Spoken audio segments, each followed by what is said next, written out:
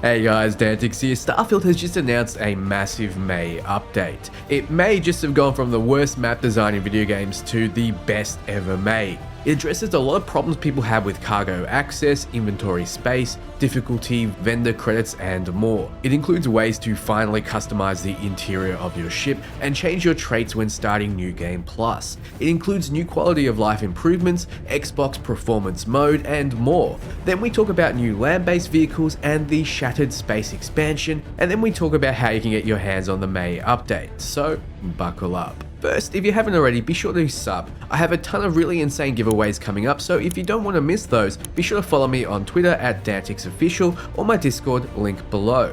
Alright, let's get into it. They saw that people wanted a lot more utility and detail in their surface maps. You can see here that the map is completely changed. Instead of being that unfinished looking mess wherein you had no idea where anything was and even where you were, now the map generates the terrain and buildings around you and gives you markers that have verticality. This is a map, but it feels more like zooming out and getting a detailed bird's eye view. Starfield may have just gone from quite literally the worst map design to the best ever made. It's also a lot easier to get around as you can pull up your scanner and icons representing points of interest now appear with their distance and exact verticality. You'll no longer play guessing games to what's around you. Bethesda went into this game saying, hey, we want you to discover everything on your own and we'll be happy with giving you less information. To now, where they're saying, you want information? Have it all. It's good when a company admit they were wrong, though I wonder if some people will miss the old style. With the update, we're also getting around 22 new gameplay options. This includes ways to fine-tune specific things in the game like combat damage. For example, you can increase or decrease the amount of combat damage enemies do to you.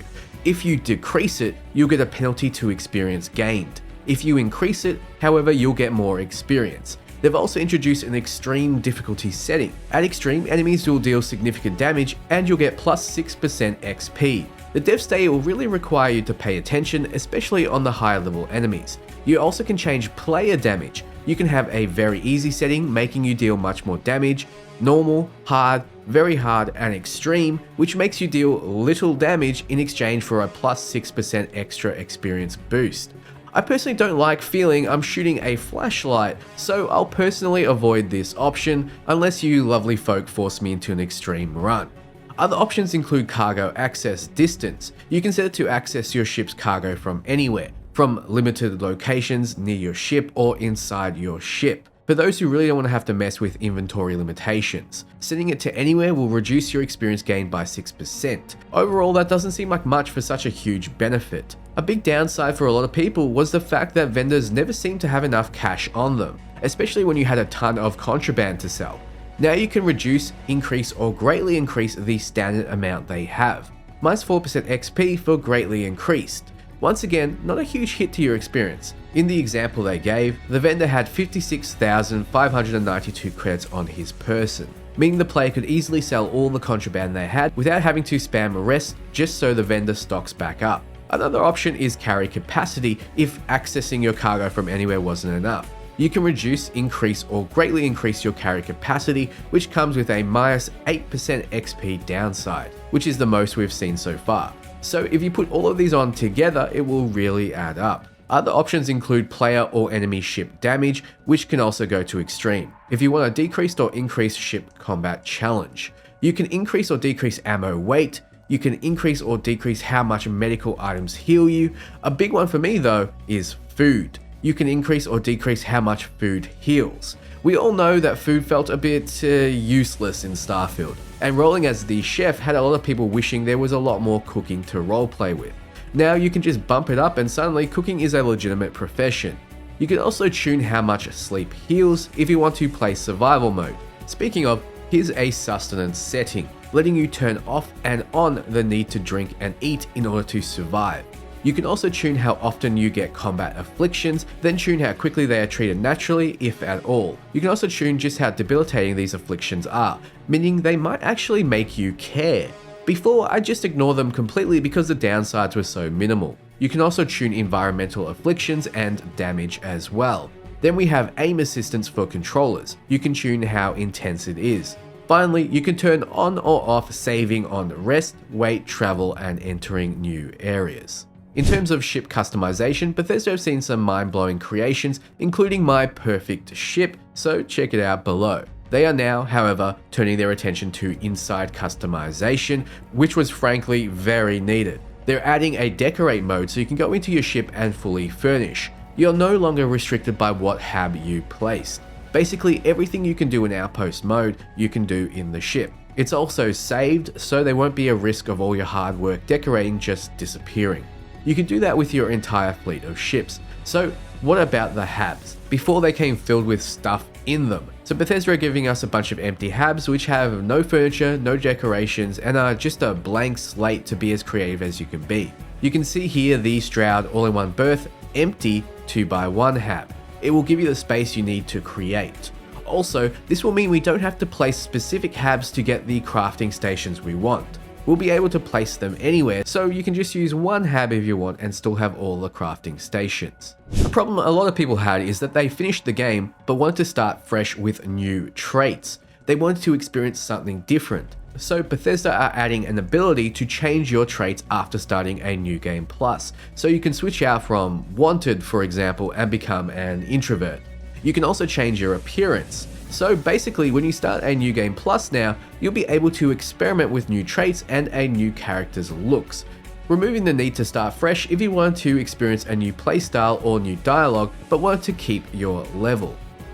Xbox Series X players will be able to prioritize between visuals and performance. With performance, their target FPS will move up to 60. They'll also be able to choose between VRR 40 or 60 depending on your TV. So Xbox players will have more options to customize their experience to better suit them. Though I play on PC, so I'm not sure just how needed this update is, let me know below.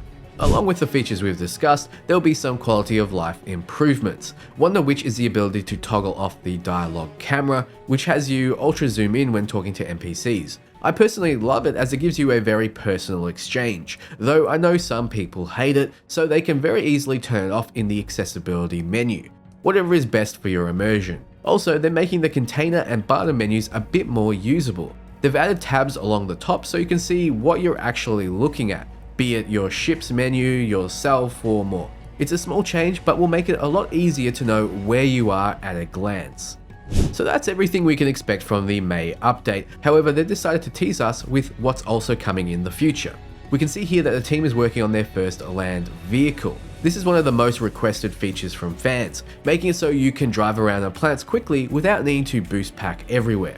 We can see this vehicle has a bar for boost and is traveling significantly faster than the player. It's zoomed out quite a bit in third person, which makes it seem like it's traveling slower than it actually is. They're also working on more quests and the massive Shattered Space expansion. We can see them working on either new enemies, NPCs, or armor sets for the player here. Then we see an interesting new area that is no doubt coming in the Shattered Space expansion. In terms of mods, Bethesda have sent out a beta toolkit to creators to get started on their mods. However, they are being quite tight-lipped about the details. This will mean we'll get some actual game-changing mods soon, as the mods we're seeing currently are limited without creators having access to the creation kit toolset. So when can you get your hands on the May update? Well, right now if you opt into the Steam beta version. Click on Starfield, go to Properties, and then to Betas. Console owners and those not wanting to opt into beta, their update will come out sometime later this month.